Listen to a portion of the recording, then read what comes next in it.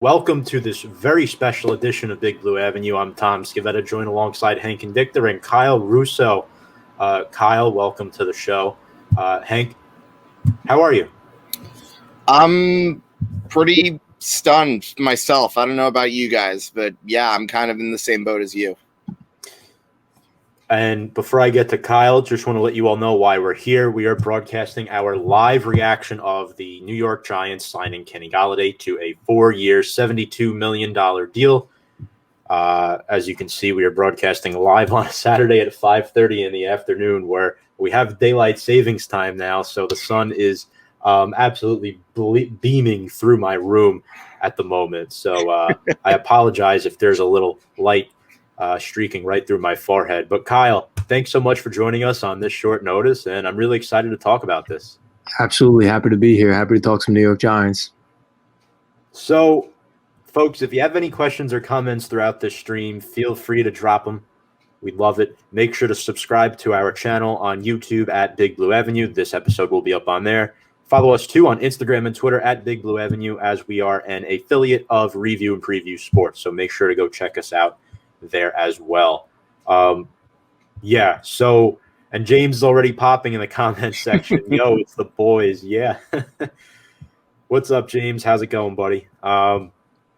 Guys, this is probably the biggest free agency signing for the New York Football Giants since Plaxico Burress on St. Patrick's Day in 2005. I'm absolutely stoked. No, I'm not the biggest fan of the numbers, but it was a 4-year, $72 million deal to sign Kenny Golladay with a max of $76 million, $40 million guaranteed. So how this started was the free agency visit began on Thursday night, went through most of Friday, and the contract negotiations lasted into today, which is absolutely insane.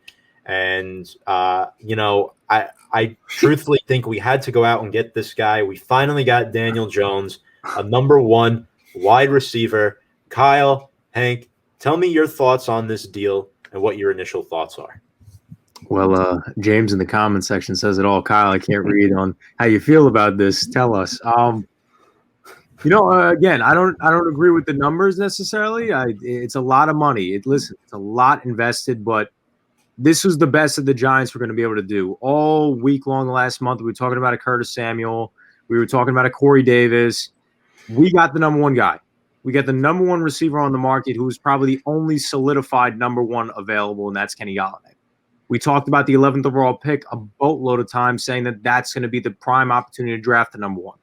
I don't know how I feel about that anymore now that you got Gallaudet. I think if it was any other receiver, you'd still have that argument. But now with Gallaudet investing $18 million a year, essentially, what it kind of breaks down to, even though we don't know the breakdown of the contract yet, this is going to be the guy. Lined up with Sterling Shepard, lined up with a Darius Slayton, lined up with essentially maybe a John Ross potentially. You have Evan Ingram in the lineup. You have Kyle Rudolph now. That's going to be your offense. Now, again, this much money invested into a guy, it's a lot because a guy that has an injury history, he's missed 17 games over the course of a 4-year career. So he's missed an entire season worth of games, basically, when you break it down. That's scary when you invest long-term in a guy like this. But at the same time, you had to do it because nothing that you were going to get in the draft is guaranteed. At least what you know with this guy has eclipsed 1,000 yards before 2 times in his career. Had 11 touchdowns, not last year because he had an injury-plagued season, but the season before. And that was on a bad team in a bad situation. Now, hopefully, with a good run offense, essentially, with Jason Garrett, where he has weapons to use at his disposal, and Daniel Jones now in his 3rd year, he has his number one guy. Yeah, Kyle, I would have to agree on that. 4 years, $72 million. What was it? That's not something I necessarily feel comfortable investing in a wide receiver. Let me start it out with that one. With that having been said, the draft is a crapshoot.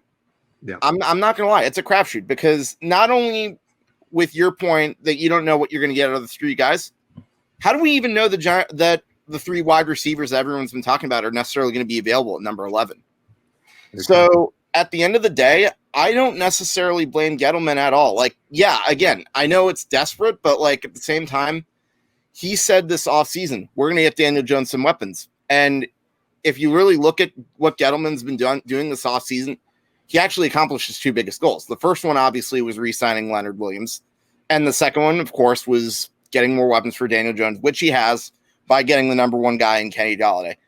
And I think it also leaves the Giants with a lot more question marks come draft day. Do you expand on your wide receivers, which I'm not going to rule out that possibility, or even other things and beyond. But that's obviously probably something else to talk about for another day. But bottom line is, I'm pretty satisfied with what they did, and having looked at a few highlights of Kenny Golladay, I think that was, at the end of the day, that's a good get, and I think it was more important than I initially realized.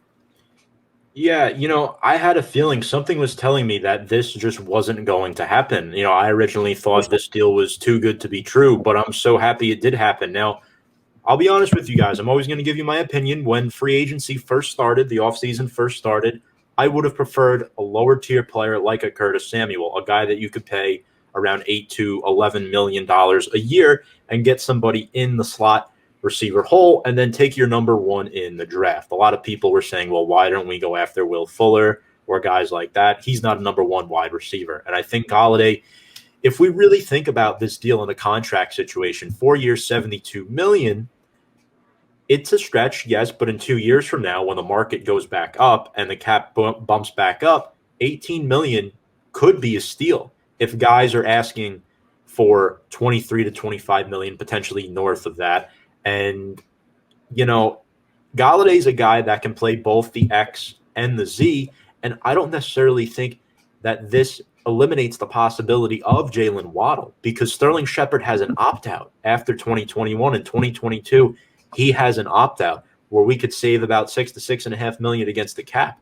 So to me, what this tells me is you sign him to 4 years, which I thought the deal could have been like a 2-year to 3-year deal, because the Giants love to give out 3-year deals. We saw it with Big Cat, Leonard Williams, and then we saw it last offseason with Martinez and Bradbury. And now you see it with the extension through Logan Ryan. So my personal opinion is the Giants got a great wide receiver. And look, in free agency, you're going to overpay. You're going to overpay. That's exactly how it is. I would have preferred to get a number one for much cheaper in the draft. But now what this does is it opens up draft flexibility at number 11. Hank, you brought up a good point. You don't know if that number one wide receiver is going to be there at number 11. Now, we both know, well, all three of us know, the Bengals came in with a 1-year prove-it deal. The Bears apparently did as well. They offered him a 1 year as he met with GM Ryan Pace and head coach Matt Nagy. The Ravens were rumored to jump in, but they were never truly in it. It was between the Giants, the Bengals, and the Bears all along. Giants needed to upgrade at their wide receiving corps, folks. They finished 31st in offense in the entire National Football League last year. So overall, I think this is a great addition to this team.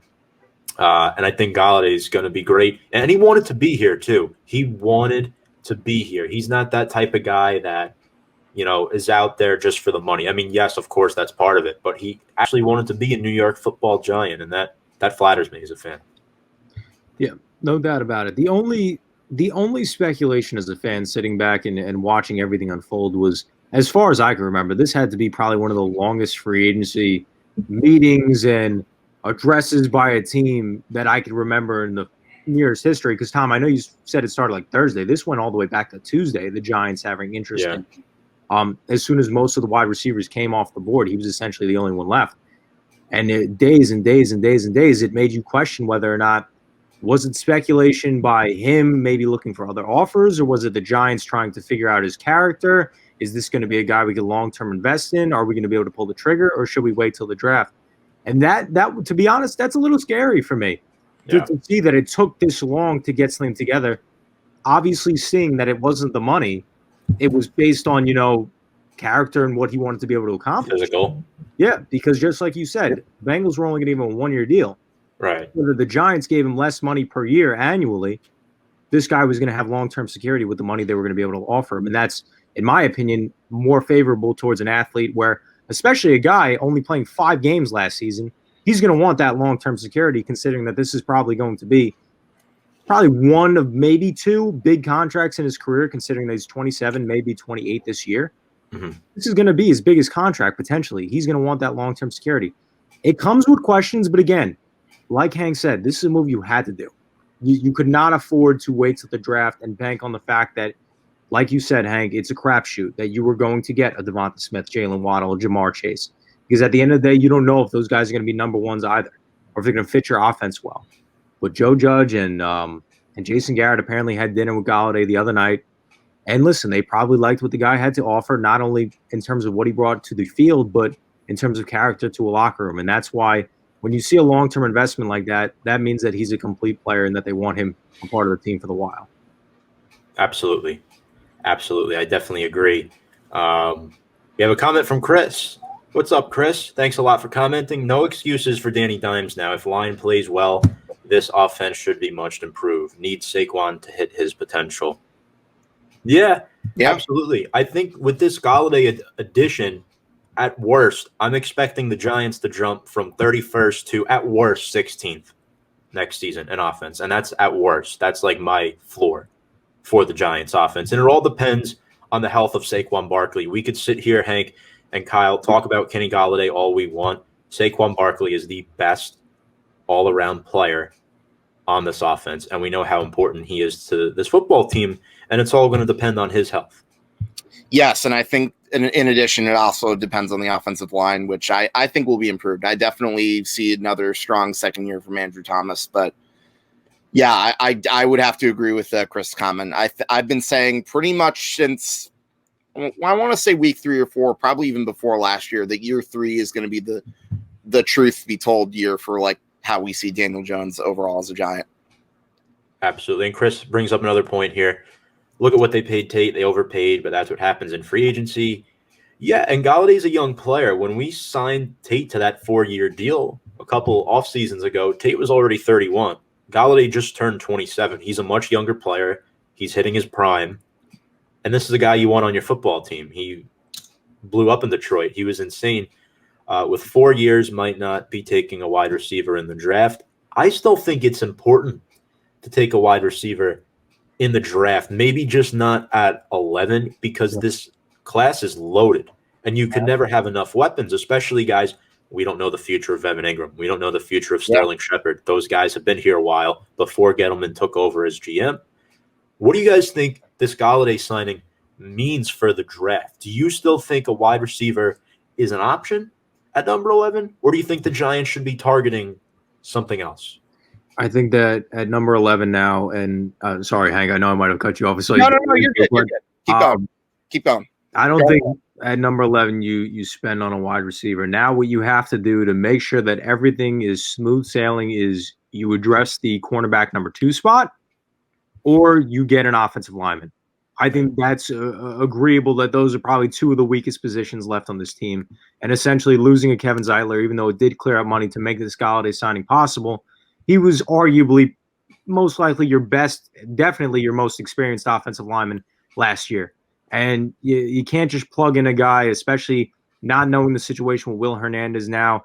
Is a Lemieux going to stay at that left guard and if Hernandez moves to right, or is a Lemieux going to move to right guard, or what's going to essentially happen, because we don't know what this offensive line is going to consist of. I say you address the offensive line because I think there's going to be more offensive linemen available in that when we get to 11 versus a cornerback situation where probably the top corner will be taken within the top 10 in Patrick Surtain out of Alabama. So, or they could trade back, to be honest with you, in a draft where they don't have any picks, stock up on draft picks and hit some guys in the 2nd, 3rd round. That probably would be the case scenario right now, because you don't need a receiver at 11 now that you got a number 1. You just don't. And this question was asked in a live stream today with the Entertainer about getting a comp pick for losing Dalvin. I don't think we do, because his contract was up. So I don't think we get anything for him to answer that person's question. But James, Evan Ingram, Butterfingers. Oh my God. That was actually kind of related to what I was about to say. Selfishly, I'm still kind of holding out hope that maybe, just maybe, they can find a way to get rid of Ingram. And you guys know my number 1 guy is it's Pitts, obviously. So right, which I'm still kind of selfishly holding out hope that could happen. Do I think that's going to be the case? No, I'm still pretty convinced that he's probably going to be taken within the top 10 too. Yeah. So with that having been said, I would happen to agree with Kyle. I would say that taking one of the two cornerback options, possibly a Patrick Surtain or a Caleb Fairley at number 11, is something that would definitely make sense. However, with that being said, I think we all know that the offensive line, as much as it improved last year, we knew going into this season that it still needed fixing. So I would definitely consider making that a priority as well. So yeah, and there's still rumors the Giants may get that CB2 in free agency. I know they met with Adoree Jackson, and according to Alex Wilson of Fireside Giants, he said the Giants still could potentially have around $6 to $7 million floating around in salary cap that we don't know about. Obviously, the Giants have been keeping this on the low. I'm really interested to hear about what happened at 1925 Giants Drive last night between Kenny Golladay, Davey Boy, and Coach Joe Judge. But some credentials on Golladay that you folks might like to know. He's 6'4", 214 pounds, 27 years old. He spent 4 years with the Detroit Lions, a third-round draft pick back in 2017. And fun fact, this guy was projected to not go until the 4th, 5th round. He was ranked the 21st best wide receiver in his draft. His college journey was a little sporadic. He spent his first 2 years at North Dakota, sat out in 2014 because he transferred to Northern Illinois, where he played his last 2 years. And since entering the NFL, Golladay has been pretty good. The injuries are obviously a concern, but in 47 NFL games, he has 21 touchdowns, which is big, 183 catches, right? So you need that big body receiver that can make plays in the red zone. Now, we know the Giants also signed Kyle Rudolph in free agency, who we'll get to in just a few moments, but look at Galladay's stats. In 2018, had 70 catches, over 1,000 yards, 5 TDs. 2019, 65 catches, almost 1,200 yards, 1,190 yards, and then 11 touchdowns, which both his receiving yards and touchdown receptions both led the NFL that year. He earned a Pro Bowl designation. And then last year, of course, we know he only played 5 games, 20 catches, 338 yards on 20 catches is pretty impressive. That's a lot of yards. I know that for sure because Gallaudet was on my fantasy team last year, unfortunately. But let's break down Kenny Golladay as a player, who he is, right? I think this is a player that can really leverage his size, make those contested catches. This is what Daniel Jones needs. Since 2017, Gallaudet has had the highest Pro Football Focus receiving grade on contested targets, just a tad under 97, right? You saw a lot of times last year when we threw contested balls out to Evan Ingram, resulted in turnovers, right? The Giants, they seem like they want to go more vertical with this offense. They want to go more vertical. And Kyle, it shows because in 2019, Gallaudet had the most receiving yards on contested catches. This guy averages 17 yards a catch. Yeah. So his 50-50 ball chances are going to be unbelievable and help this team out tremendously, especially for a young up-and-coming quarterback in Daniel Jones. As you know, we've seen the deep ball wasn't necessarily his forte last year, and accuracy as well. So having those 50-50 balls, standing at 6'4", the ridiculous athleticism, and the hands. My God, the hands. He has some of the most underrated hands in the business. That doesn't get talked about because of the market in which he was playing in Detroit under a coach in Matt Patricia for so many years. But now in the Big Apple, he's going to be in the spotlight. He's the guy. He's now the guy, along with this offense, with the Saquon Barkley. But he's going to expect it to show up. There's no slouching anymore. And granted, barring any injury, he's going to be expected to have tremendous performances after tremendous performances. We got a comment from Brian Attard. What's up, Brian? One of the guys in charge over at the Sports Box. He does an excellent job. Make sure to go check out his platform and his Tuesday night sports show, Highly Opinionated, with Mike Gallaudet. They do excellent stuff. Great work, guys. Everyone should follow this page. Thank you so much. We're very flattered by that. This feels to me like remove all roadblocks from Danny, as if this is the make or break year. No excuses now. It's huge. Absolutely. It's huge, because even if they would have drafted a receiver at number 11 and didn't sign Gallaudet, there still would have been some precaution around Daniel Jones, and those roadblocks still would have been there because it would have been, he's working with a developing receiver and injured Saquon Barkley. Now you have that number 1. There's no excuses anymore for the inability to, be able to connect with your guy in the end zone, because this is a professional guy, been in the league for 4 years, worked with one of the best quarterbacks in the league under those 4 years in a Matthew Stafford. He's going to be expected to do the same type of thing with Daniel Jones under center. Thanks a lot for that, Brian. I agree with you, Kyle. Hank, another thing, too, we didn't bring up, 17 contested catches on 20-plus yard throws since 2017. You throw up a 50-50 ball, he's getting it. Doesn't that remind you of somebody? I'm thinking a guy who wore number 17 from 2005 until 2008. Yeah. Plaxico Burress. Yep. He was a stud. He was actually signed on St. Patrick's Day of 2005. So what are we in 2021 now? So 16 years later, this is probably our biggest free agency signing since then. And we signed Plaxico Burress just to show you how the market landscape has changed in the NFL. We signed Plaxico Burress for 6 years, $25 million. We signed Kenny Golladay for 4 years, $72 million.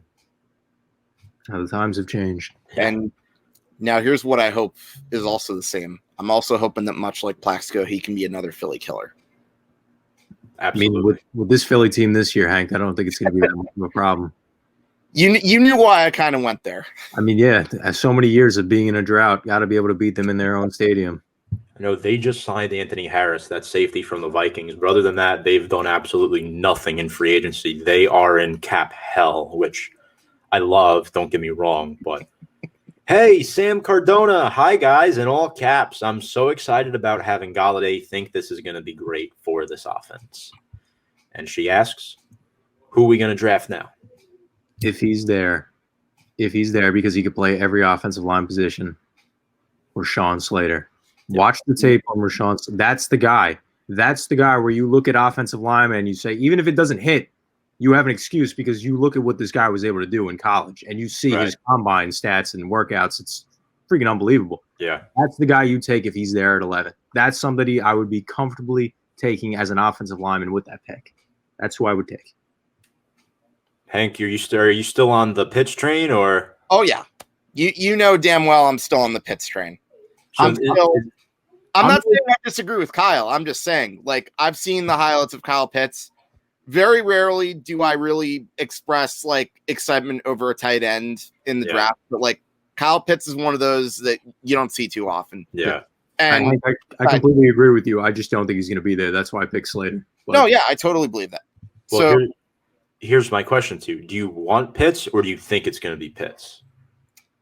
Me, I want Pitts. I don't think it's going to be Pitts. No. Right. No. I know. Like I said before, the draft is a crapshoot. I can't stress that enough.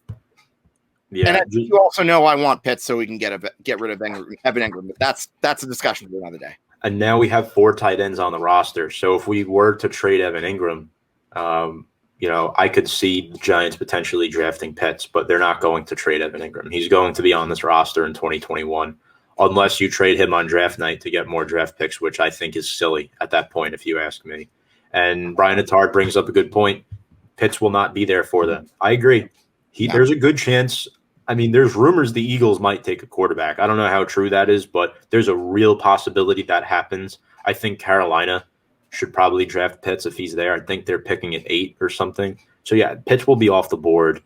I think realistically the Giants should either go corner with Patrick Surtain or Caleb Farley. You can't go wrong with either of those two players. Micah Parsons has been brought up, but I don't know if I want him only because we just signed Reggie Ragland the other night, and we also have Tay Crawford as as Dave Gettleman likes to say. So I think those Tay Crowder is still irrelevant. Yeah. No, yeah, I knew who you were talking about. Yeah, but I realistically think that those two guys can fill that linebacker 2 void next to Blake Martinez, in my opinion. Tay Crowder has shown that he can pass coverage, that he can do a good job in pass coverage. And I think you'll see Jabril Peppers play a little bit of that hybrid safety linebacker 2 position as well. Because the Giants are going to play guys out of position. That's just how Patrick Graham's scheme is. They're going to show you different sets. I think the Giants will either go with a corner or I think they're going to take an offensive lineman. I think at 11 they might take an offensive lineman, but I think the ideal situation for me don't sign Adoree Jackson. As much as I would like him, don't sign him. If you're going to sign anybody, wait and then get a guy like Malcolm Butler, who's older, has played with Logan Ryan before, has played with Austin Johnson before, will be there for cheap, and then you could get a guy like Wyatt Davis in the second round from Ohio State, or you could get Creed Humphrey. You could move Nick Gates to guard and get a guy like Creed Humphrey, center out of Oklahoma. Well, they've all gotten the opportunity. That's the beauty part about it, is that they've all played together on that defense. Brian's going to comment. I have a sinking feeling Kyle Pitts goes to Dallas. If he's there, they'll want to help out Dak as much as feasible. JJ loves the splash. Brian, all I've seen in every single mock draft is them taking a corner in either Jace Horn or Caleb Farley. It's just been such a position of lack since Byron Jones left to Miami. Yeah. I think you really need to address that beforehand. But again, after them drafting CeeDee Lamb last year with the 17th overall pick, I can't say I could argue with that. I just pray to God it doesn't happen, because I would hate that so much every single time. Didn't Dallas? Sorry, I don't mean to cut you off. Didn't Dallas just sign a corner too in free agency? I mean, I know that's not enough to. They signed safety Keanu O'Neal. That's who it was. That's who it was. I think Nick Lombardi texted me that. He was a big fan of that signing, but. I would agree with Brian. That I can totally see that happening. Jerry Jones does love drafting weapons for his quarterbacks, and we've seen that not just with CeeDee Lamb, but like with the past decade. Does Brian being an example? Yeah, and then the whole injury history with Blake Jarwin as well. I don't think you will want to rely on Dalton Schultz as your tight end one heading into 2021, although he was pretty serviceable in the reps that he got. But back to Golladay, I just want to say a couple more things. Obviously, we talked about a lot of the pros. We kind of touched upon the cons. But just to give you the inside scoop a little bit more, the Giants do have Kyle O'Brien, who he's the VP of senior personnel. He's a senior personnel executive in the front office for Dave Gettleman. I truly think he played a big role in the Giants getting Kenny Golladay. He had the inside scoop on this player, as I just mentioned. They signed Reggie Ragland, too, who played for the Detroit Lions last year, who's a perfect scheme fit for the Giants defensively. But Golladay, yes, the injuries are a concern. He missed 2 games with the hamstring and 9 other games with the hip flexor. So he's only started all 16 games once in his entire career, 4-year career. But I want to get to a quote that was brought up by Tiki Barber. He said, "It's stupid, but somebody is going to give a big contract to him," according to Via New Jersey Advanced Media. And, Tiki Barber is he's a guy who was very reputable for the Giants for a very long time. I'm not going to say I agree or disagree with Tiki Barber. I sure don't as hell think Golladay is worth that type of money, but you got to get a player like him. You had to. You had to get a number one. And they did. And we talked about it, is that you always make the argument, do you have to overpay? Do you have to overpay? No, you don't have to overpay when you know that you're confident in your drafting, but when you're unsure about the quarterback situation and your offense was 31st in the league and you have that 11th overall pick, and like Hank said, you don't know if a receiver is definitely going to be there or even if Kyle Pitts is going to be there. You had to overpay. I was surprised that they paid the way they did, considering that every single person that at least I heard in the media was saying that this guy may not even get a 2-year deal, let alone a 4-year deal for that type of money. So I was surprised it wound up breaking down to a 4-year, $72 million deal, more than him actually just getting a contract in general. And if we look at these stats here, and I just want to focus on 2020 because we touched upon everything else earlier in this live stream, but if Golladay was healthy majority of the season, he was on pace to break what he did in at least his first 2 seasons. And 2018 in particular, he would have had over 1,000 yards. I mean, I'm kind of dividing 5 games into quarters. So you kind of multiply those numbers by about 3.5, 4, and Galladay's numbers are pretty darn good. Maybe not 2019 good, but actually, you know what? He might have had more receiving yards than he did in 2019 if he plays all 16 games.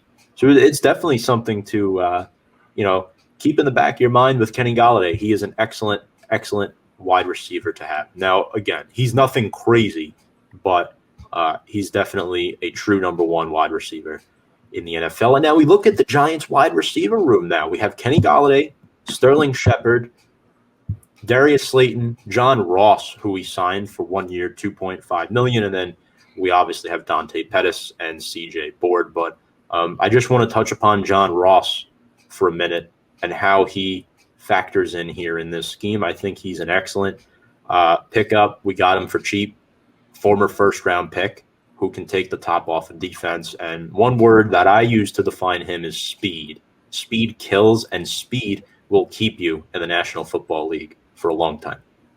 Yep, no doubt about it. That's why, they were able to sign him to a contract. That Washington connection between him and Dante Pettis maybe working in the speedster system.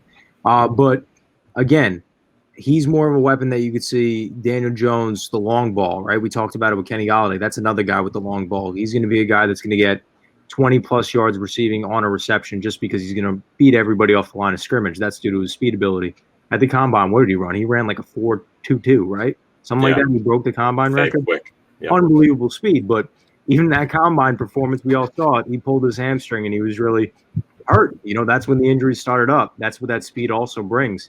Definitely a nice acquisition, though, on a short-term, cheap money contract that could definitely be a nice component to this team going forward on the offense. I agree. I think it's a very low risk, high reward. Putting him, and who knows, putting him change of scenery from Cincinnati to New York, I think that could help too. Yeah, low risk, high reward. You worded it perfectly. I think he's not going to start even in the 11 personnel. We know who our top 3 receivers are heading into 2021. That's no mystery. Shepard, Slayton, and Gallaudet. Oh my. You don't want to forget him.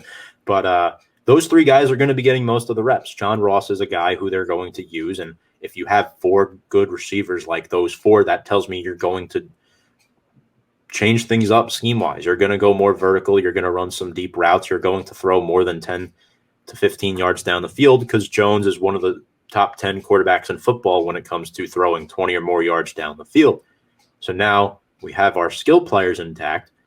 We have to patch up our offensive line. But I think more importantly, Darius Slayton, why did his numbers decline a lot after the first couple of games? Because Shepard was out. He was getting CB1 coverage. Now Slayton's going to be back to CB2 coverage.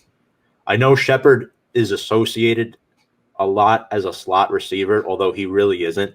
He only played the slot his rookie year, but he's probably going to be back in the slot again this year. No, I think he does a lot more as the Z than in the slot. But where do you see Shepard playing in 2021? Is it the slot? Does he go back to the slot or? Yeah, I think he goes back to the slot. What's going to be interesting is now with the red zone ability, what that's going to be like with inside the 20-yard line, because they might be running 2 tight end sets with a Darius Slayton, a Saquon Barkley, and a Kenny Golladay lined up on the other side. So there's real no placement for Sterling Shepard at that point in time with a lineup like that. So he's going to be more so, middle of the coverage field, first down type of guy. But when it comes to the red zone, you may not see him as much as they probably will look to take advantage of the numbers that Kyle Rudolph has been able to establish as a red zone target. But I think he'll fall back into that slot position definitely, just in terms of, because he's a smaller guy, he's a shiftier towards a guy. He's a guy that you're going to pass to on a slant route, over the middle type of passer. He's not going to really beat you on the long ball. He's a great route runner though, but he's going to probably fall back into that slot position that we saw in his rookie year. And don't forget, there is a potential opt-out there isn't a potential opt-out. They have an opt-out on his contract after this year. So this tells me that Shepard may be on the out in 2022. So I don't know if he is with the team past this year, but let's see how he does this season. Yeah, it seems to me that he's pretty much slowly getting phased out. You probably see him a bit in the slot, but like Kyle said, I don't really see him in the red zone as much as Rudolph. Another thing, too, when we'll get to Kyle Rudolph now, this opens up the running game, these signings of Kyle Rudolph and Kenny Golladay. It opens up the play action. It opens up, you can do a lot more now with Saquon Barkley, who's coming back off the torn ACL, we hope. The Kyle Rudolph signing caught many by surprise, and we had a commenter a few weeks ago when we had our live stream saying, what do you think about the Giants signing Kyle Rudolph? And we kind of shrugged it off as in, it's not going to happen. Right, they're invested in Evan Ingram, and this actually happened. We did have a comment about Kyle Rudolph. I think his name was I forget what his name was, Steve or somebody. I can't remember, but I think I know who you're talking about. But yeah, I remember that. His last name was Ellis. I do remember that, but it was Steve. Yeah. Steve Ellis. Yep. Okay. So now we have Rudolph, Ingram, Caden Smith, and Levine Toilolo, right? Mm-hmm. One of those guys is not going to be on the roster at the start of this season, in my opinion. But the Giants scheme requires a lot of tight ends. We now have 4 tight ends on this roster. Are all 4 tight ends staying in 2021? And what are your thoughts on this Rudolph signing? With the signing of Rudolph, it essentially means that Levine Toilolo ultimately may not have a spot on this roster anymore, considering that he wasn't a pass catcher either. He was just essentially brought in to be a blocker, and we all know that Kyle Rudolph brings that to the table as well. And in terms of depth chart and ability to provide to the offense, he really is the only one that essentially doesn't really have much to bring to the table. You look at Caden Smith when he filled in for Evan Ingram. He was really good. He was really good. Evan Ingram, gets the hand situation together where he's able to catch the balls that are thrown his way. And even on the 50-50 ball as well, gets a little better at that. That's going to be a guy in terms of speed and matchup nightmare that the Giants are going to want to keep. And then giving Kyle Rudolph a 2-year deal. It means that they want him here for a little bit of time. So I think Toilolo falls out of the lineup. In terms of what I feel about the Kyle Rudolph signing, originally I was a little upset because, again, I feel like all Giants fans, not just myself, but we're upset more towards the fact because we're working with this $3.5 million number as our cap salary, and yet the Giants are out here spending millions upon millions of dollars on other things that really didn't look to be as a need. But now seeing on this Saturday afternoon that, hey, we just gave a guy essentially an annual average of $18 million a year. Yeah. Maybe they have a little more than what they actually been stated to do. And I believe, Tom, you said earlier in the show, the Giants may have $6 or $7 million left to spend as well. That's what double what we thought all along they actually had. And after spending all this money. So essentially, with that being said, you can't mind the contract that much. He's going to be a help to Daniel Jones. Everything that's been brought in is to help Daniel Jones. You bring in John Ross because all you got to do is hit him down the field. Kenny Golladay, great 50-50, great hands type of player where even if the ball is not a great throw, the guy's going to be able to catch it. And a Kyle Rudolph. Giants were one of the most atrocious offensive teams in football last year, especially in the red zone. Could never get a touchdown in the red zone. We know it watching 16, 17 weeks of their football games. He's going to help them out tremendously. Yeah, I think the fact that he's a good blocker too, something he does better than Ingram, I should say. No, that was not an intentional pot shot at Ingram. Just pointing it out there. But I think the fact that he's a good blocker and a good red zone threat was ultimately a big reason why I was okay with this move. And like I said earlier, the Gettleman's whole plan this offseason, aside from maybe wanting to keep Leonard Williams, was to give Daniel Jones more weapons and to give the Giants an offensive upgrade. So I think, like I said, I think the Kyle Rudolph signing was another helpful one. And I'd love for Kyle Russo to say this, but I don't know if I'm going to get those words out of him. But Dave Gettleman, second free agency in a row, 2 years in a row, nailed it. Really, really nailed it. I mean, you could argue a couple of the contracts are overpays, and yes, they are, but that's what's going to happen in free agency. And, you try to do what you can to fill and plug the holes that you need.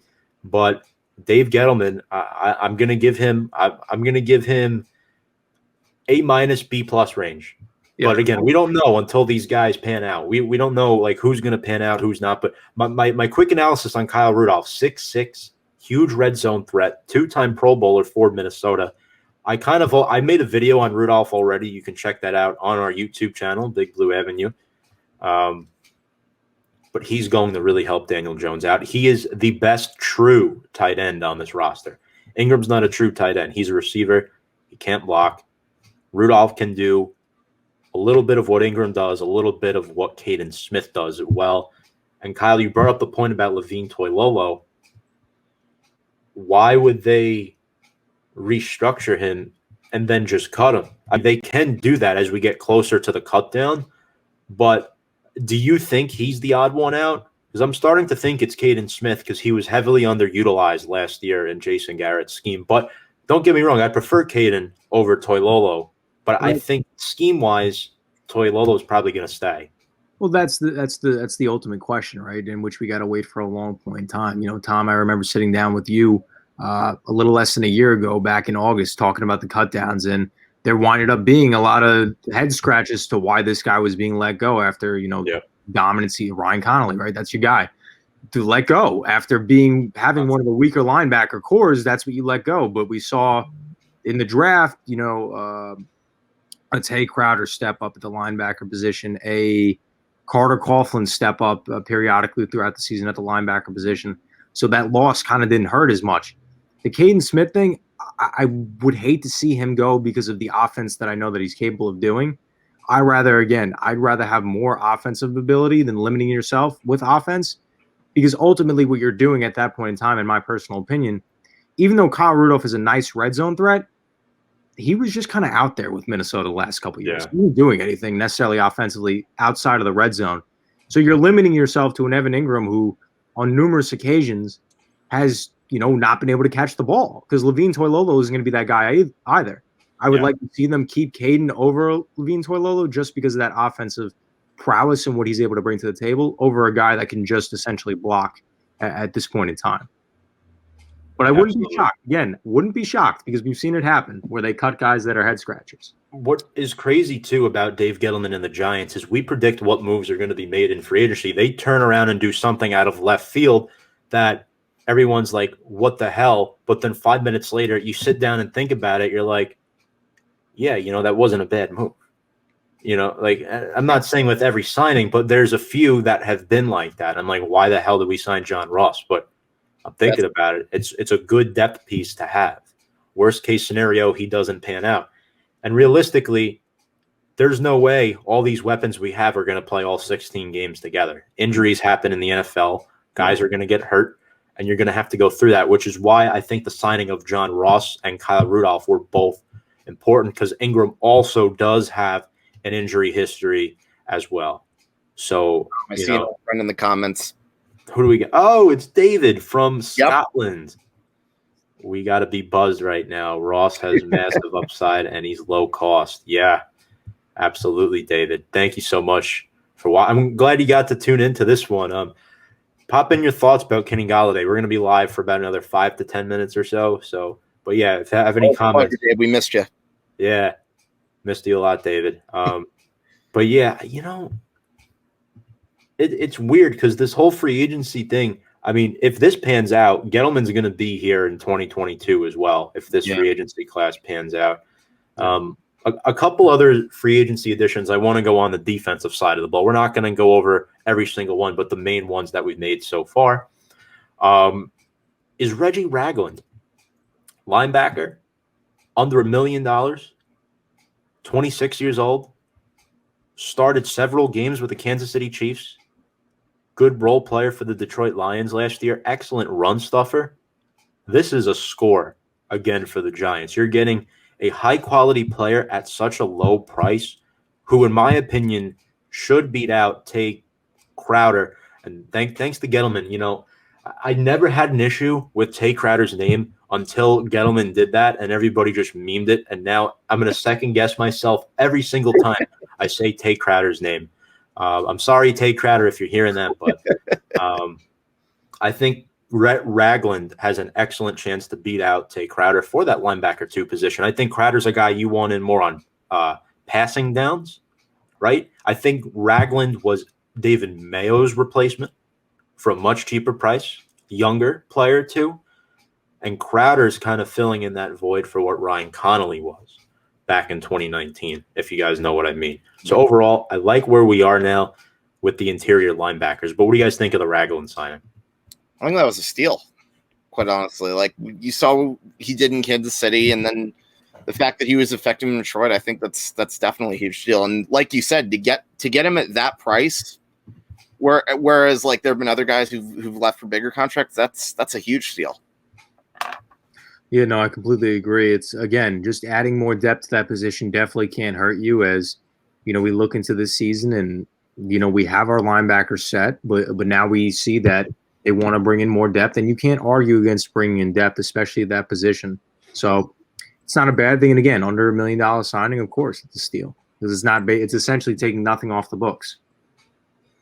I think really the biggest hole left in the front seven is obviously the void that's been left by Dalvin Tomlinson. But, you brought up Carter Coughlin before in the edge rusher position, which, yes, it's still a need as maybe a depth piece. If they want to bring Fackrell back still, they probably can at a cheaper price from last year if they don't go CB2 in free agency. My thing is Carter Coughlin, you brought him up before.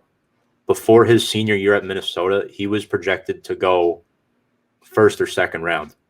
That was what he was rumored to be, and the fact that he slipped all the way to the 7th round is remarkable. I mean, I think he's a little undersized, but he's quick. He's a true pass rusher. I think he's more of a rotational piece at this level, but he can kind of develop into what Fackrell was, if you ask me. Yeah. I know we also have 6 draft picks to work with, but yeah, I really like the Ragland signing, and the interior linebackers are now set. It's just that edge rusher and the CB2 position and a replacement for DT. Those are the 3 biggest holes on the probably the only 3 holes on the defense. Yeah, essentially. And hopefully that's what we'll ultimately see, because again, they have some money left, but they seem to be moving towards fixing that secondary position more so than the defensive line. So maybe they feel comfortable with a BJ Hill and a Dexter Lawrence filling that role nicely, as they do run, a 3-4. So it would be Leonard and BJ Hill and DL Dexter Lawrence. So hopefully that's good. Hopefully that's a good combination of things. As we know, Dalvin Tomlinson, one of the best underrated run stuffers in football, is going to be very difficult to replace. David says very much on the KG19 fence, he's a weapon, but he struggled to be fit. Deal is slightly high for me. Solder restructure is the move of the offseason. I was literally about to say the Ragland signing is big for Martinez, as he's a plug-and-play guy, right? Because if Martinez goes down, then you have no depth at linebacker, God forbid. Yep. Right? So now at least you have depth in Reggie Ragland, who has a ring. So you have Ragland and you have Crowder. But I'd be on the KG19 fence too. I'm not 100% sold on him. I mean, I clearly stated what my free agency plan would have been. I would have preferred to get a guy like a Curtis Samuel and then draft a Jalen Waddle at number 11. But you can't guarantee that Jalen Waddle's going to be there at number 11. So, yeah, I do agree with David here, though. You guys have any thoughts on that comment from David? No, I agree completely. I was happy they were able to restructure. I didn't think they'd be able to restructure the contract as low as they did, David. I think it comes out to like $4 million for Nate Solder this year, as opposed to like what, 14 or something like that. Yeah. So that's huge. It is huge, and he has one more. What's happening with Adoree Jackson? He's rumored to be in New York City tomorrow, I think. Well, Jabril Peppers tweeted at him before. I was gonna say I was seeing Jabril Peppers like talking about this on Twitter minutes ago before we started, and like a lot of guys are saying, Jabril, got to get him back here. I'm not so sure if I necessarily want that, but we'll see. You don't want No. It's not that I don't want. It's you just don't want Adoree. It depends on like the money. Like I would totally be happy having Jackson. Totally fine with that. Right now, Adoree Jackson stands as one of the best corners left on the market, as Xavier Rhodes returns to the Indianapolis Colts on a 1-year deal. So right now at the cornerback position as a CB2, that would probably be the best option out there right now. And like kind of like what we said with Kenny Golladay, I would totally be on board with signing him because, as we said, what if the Giants also wanted a quarterback? And what if, say, Surtain and Farley are taken? Well, then you trade back, or you address, I talked earlier, maybe Rashawn Slater is there to address the offensive line potentially. Because, again, the corners, I think, will more so likely be there, at least one of them. Kyle Pitts, Hank, I would love that. You have no idea. I love that. I just don't think. I don't think that he's going to fall there, and I don't know if it's in the cards, especially adding another, 5th tight end to an already 4 tight end rostered. So I just exactly. That's why it's why as much as I'd like him, I'm not really that confident, but still, a guy can dream, right? Of course.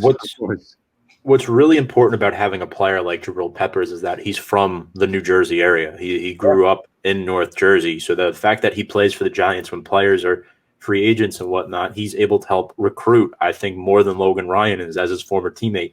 Because Pepper's like, here's where, we go out to eat on Friday nights, this and that, team building to build chemistry. And Kyle Fuller just signed too with the Broncos, 1 year, $9.5 million, just to kind of like tell you where that cornerback market is at. Kyle, you brought up Adoree Jackson, how he's probably the most coveted player left on the market, you'd say, but At the corner position. Oh, at the corner position. Yeah, that's exactly what I meant. But like, do you think he would prefer a multi-year deal, or do you think he would settle for a 1-year deal? Because if he settles for a 1-year deal, I'm thinking more like, I'd say 6 to 7 million max is what we could offer him. In terms of what we could offer him, of course. And when you look at the market, Kendall or Kyle Fuller just signed with the Broncos on a $9.5 million deal. But again, he was a Pro Bowler. Yeah. Roy Jackson was really not good at all since he's been in the league with the Tennessee Titans. That's why they brought in at the trade deadline last year, the Titans, a Desmond King from the Chargers to improve that cornerback position. So in a year where the cap is down, in a year where you see some guys kind of betting on themselves and taking those 1-year deals, right? We just saw with Xavier Rhodes and a Fuller. Those are some of the best corners over the course of the last 5 years that have been in the NFL, and they're banking on themselves by signing that 1-year deal, waiting till the cap explodes next year to kind of cash in, essentially. Adoree Jackson, I don't know if he has that platform with the way that he's played. Yeah, I mean, he's really he just finished up his rookie contract, I'd assume, right? Yeah, I think so. My thing with the cap, I think next year it's probably going to be back around 200, I want to say, if all goes well. So, yeah, that's definitely an interesting factor to monitor. Steve with the comment. What's up, Steve? Tuning in late. Congrats on the Gallaudet signing. My hometown Eagles looking like possibly last in the East this year.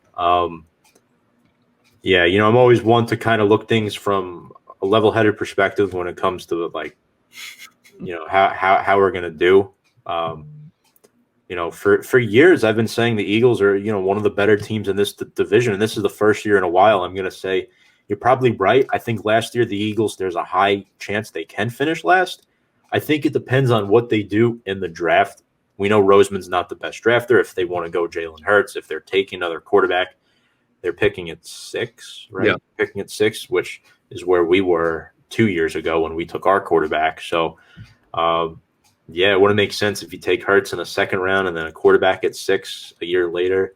I don't like that. But, Steve, I'm not going to jump that gun just yet and say that the Eagles are going to finish last. I would project them to finish last right now, and probably for the next 2 to 3 years finish towards the bottom half of that division at least. But you got to remember, Dak is coming off his injury. The Giants are still unproven. And Washington doesn't have a legit franchise quarterback on their roster, right? So those are all factors to take in. Just pointing out the weaknesses. Magic. No, you doubt Fitzmagic. Because just like that, he'll bite us right back. Well, Ryan Fitzpatrick's the most seasoned quarterback in the NFC East. I'm just playing. I'm just playing. Abilities, but yeah. Thanks a lot. And our thoughts on Gallaudet, Steve. We love the signing, but the contract is definitely very, very pricey. But to get a number one wide receiver in free agency, that's what you're going to get. A couple more comments. 1-year deal with the opportunity to play in a strong secondary and reset his value in a desirable position, right? But I'm just thinking about what we would need for the draft. I'm just thinking they definitely had to restructure Bradbury, and there's probably more cuts coming as well as the days go on to free up space.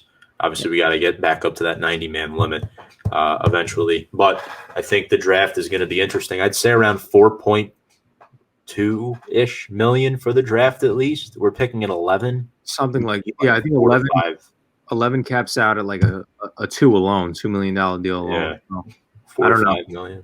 Something like that. But we'll see. Well, that might prohibit them from making any more signings, with that being said, because I don't really know in terms of who's making a lot of money left that the Giants already haven't addressed in terms of restructuring their contract. Because they've restructured Solder, they let go, they released Seitler, they restructured both Bradbury and Martinez. Who's left essentially that's making big money? I think you would go to Shepard at that point, but I don't know if you do that. And the last free agency signing I want to talk about is Afadi Odenibo. I know a lot of people have been pronouncing it Afadi. It's Afadi. Got the phonetic pronunciation from online. But Afadi Odenibo from the Minnesota Vikings. It's crazy how the Giants and Vikings have been swapping players this offseason and last offseason as well. We gave them Ryan Connolly and Dalvin Tomlinson. They give us Afadi Odenibo and Kyle Rudolph. So Afadio Denibo is an interesting player because he kind of took over for Everson Griffin when he left the team. And he's been a productive player. He's more of a situational player, but over the past 2 years, he's gotten 10.5 sacks. And he started a lot of games for the Vikings. I really like this signing again. It's similar to the John Ross deal. It's similar to the Reggie Ragland deal. Low risk, high reward. And I think the Giants have a really good rotational piece in Afadi. He reminds me of players like Dave Tullifson, Matthias Kiwanuka, guys like that. Not star players, but they're going to come in and make an impact for your team. Yep, I agree. Again, high reward, low risk whatsoever. I think, what was it, a season or two ago, he finished off the season with around 5 sacks, so can be a guy potentially to get to the quarterback and improve upon that position as, they essentially only have Leonard Williams who could really solely get to the quarterback at this point in time consistently based on what we saw from last season. So hopefully that could be another guy that can fill in, add some more depth essentially, because the defensive line as well needs that depth, because something that the Giants were very fortunate last year was I don't believe they had any injuries to that defensive line. I don't think so. Not any that I know of. Leonard Williams was healthy. Dexter Lawrence was healthy. DT was healthy. Maybe an Austin Johnson who really never saw the field as it was. But aside from that, not really, I don't think. Yeah. Denny Bozen. Fun fact, was that the guy who got his first sack on Daniel Jones, or am I making that up? Yes. Yeah. So I'm trying to get the stat. I think he had 7.5 sacks in, it was either 18 or 19. I just want to confirm that because I did post a video on our YouTube channel of Odenibo. Just want to double check. He had 7 sacks in 2019. Impressive. Had 3.5 this year. But yeah. So I like Odenibo a lot. Odenibo's a Giant. One last comment from David. I think Hernandez and maybe see one of the OLB guys go. Yeah, well, I don't think Fackrell's coming back at this point unless nobody signs him. And then Will Hernandez at left guard. So that's going to be very, very interesting to see what happens. What do you guys think about Will Hernandez? I think the only reason why he fell out of the lineup was obviously because of COVID. And then, once you lose that position and somebody starts taking over and performing better, and that was what Shane Lemieux was doing, you essentially lost your spot. Now, will the Giants resort back to Hernandez to start the season off? Potentially, and maybe have a game cap on him, maybe 4 or 5 games, see how he's doing, and then they know that they could resort back to a Shane Lemieux, put him right in between a Thomas and a Nick Gates, and we already know how he's performed based off of last season. David, I don't think he goes just because they need offensive line depth. That's been a problem. That's why I said at number 11, they should pick an offensive lineman because they don't have that depth. So I don't think that Hernandez would be a guy that goes. Yeah, I would probably. Yeah, I think he's probably going to start maybe a few games early in the season, but I think he's slowly going to get phased out too by the end. I think we could see a bit of a decline in the last 2 years. I mean, look, the youth movement is in full force on that offensive line. Yeah. We still have Solder, but it is a fairly young unit. Guys, any final thoughts before we sign off for the night? No, Nope. I think we pretty much got everything out there. Would you agree, Kyle? Yeah, no, completely agree. Everything out there to be said. Folks, well, first off, Kyle and Hank, thank you so much for joining me here tonight. Kenny Golladay is a New York Football Giant. Welcome to the team, Kenny. Really excited about this signing. Make sure to follow us below on our YouTube channel, Big Blue Avenue, Instagram, and Facebook at Big Blue Avenue as well. As you know, we are an affiliate of Review and Preview Sports, so make sure to go check them out as well, or check us out at Review and Preview.